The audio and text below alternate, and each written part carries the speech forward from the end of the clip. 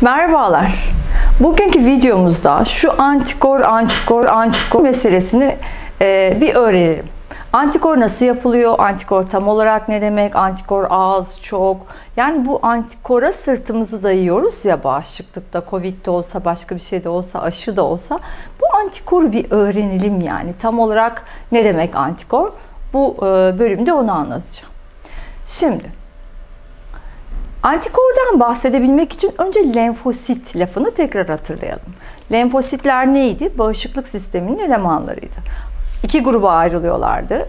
T lenfositlerimiz vardı, B lenfositlerimiz var.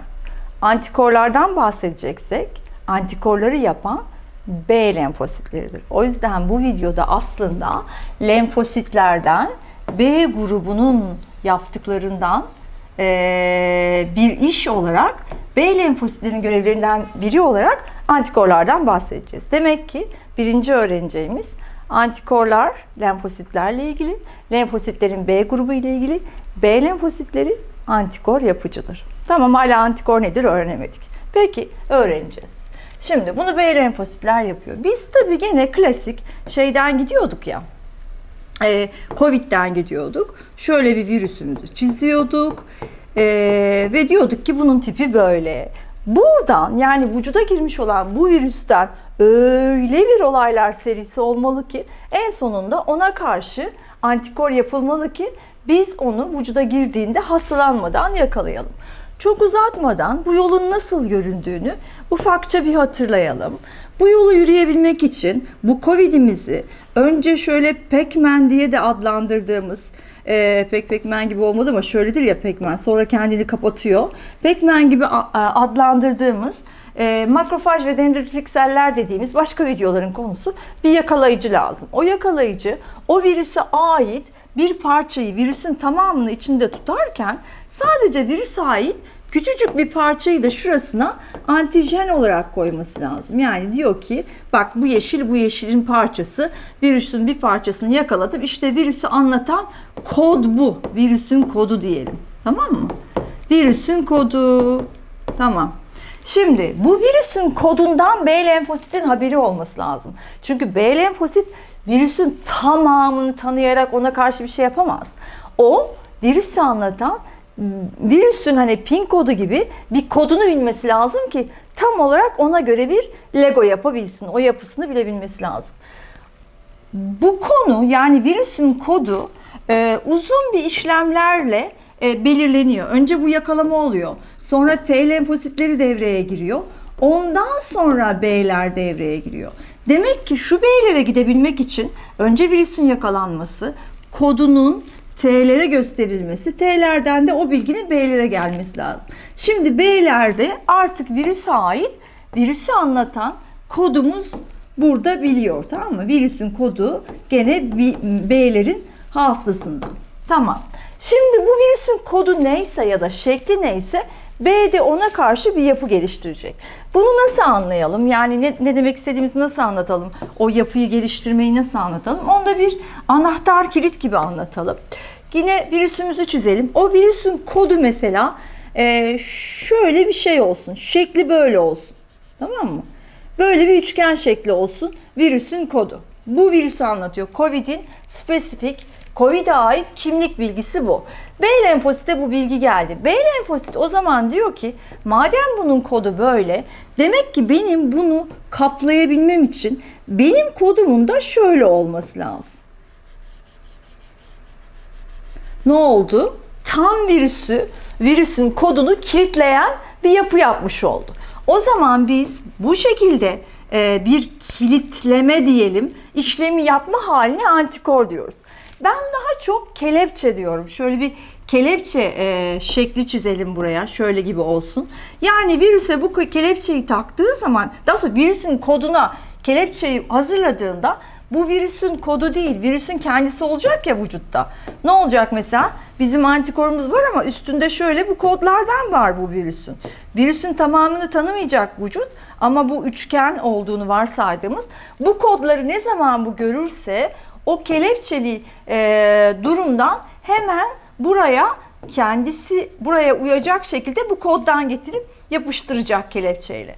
O zaman virüs normalde de yapmak isterdi kendisi. Yapmak istediği şey aslında virüsün bir hücrenin üstündeki şu ACE'ye girmekte, değil mi? Aslında bunun şu yeşil kelepçesi şuraya da girebiliyor. Buraya girebiliyor ve buradan hücrenin içine geçmiş oluyor, değil mi? Şu şekilde. Orayı açıyor.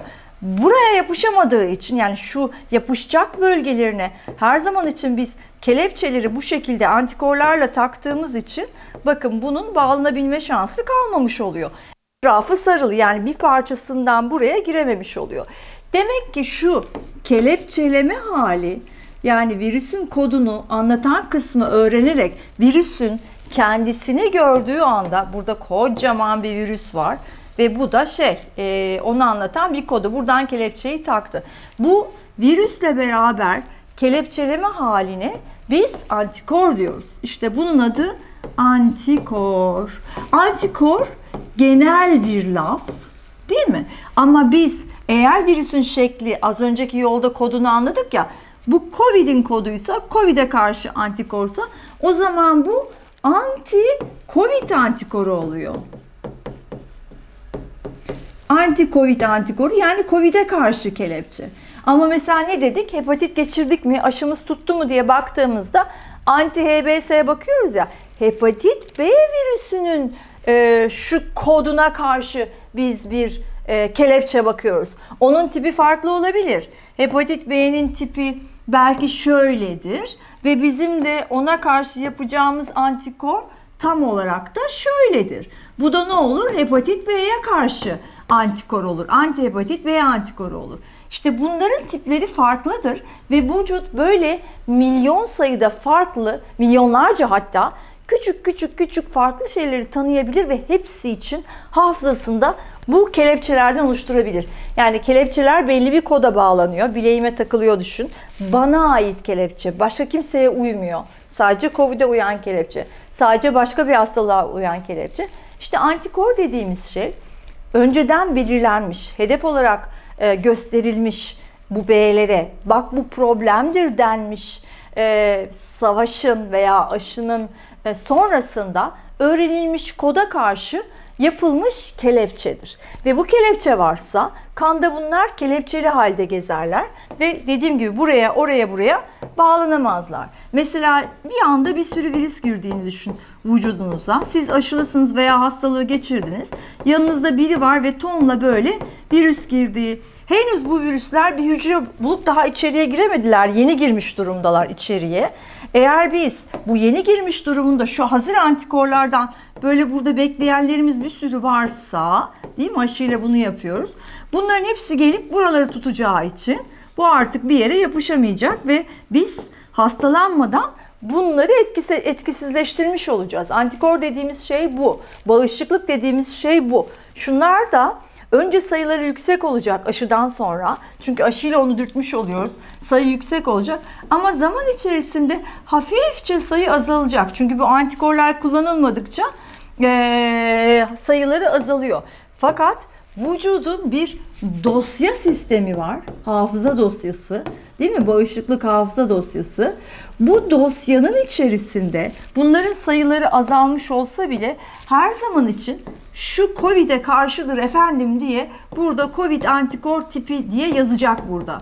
Ve bu burada hafızada bekleyecek. Ne zaman gene virüs gelirse hop bunlar çoğalacaklar. Gene burada bir sürü miktarda olacaklar ve virüsü yakalayacaklar.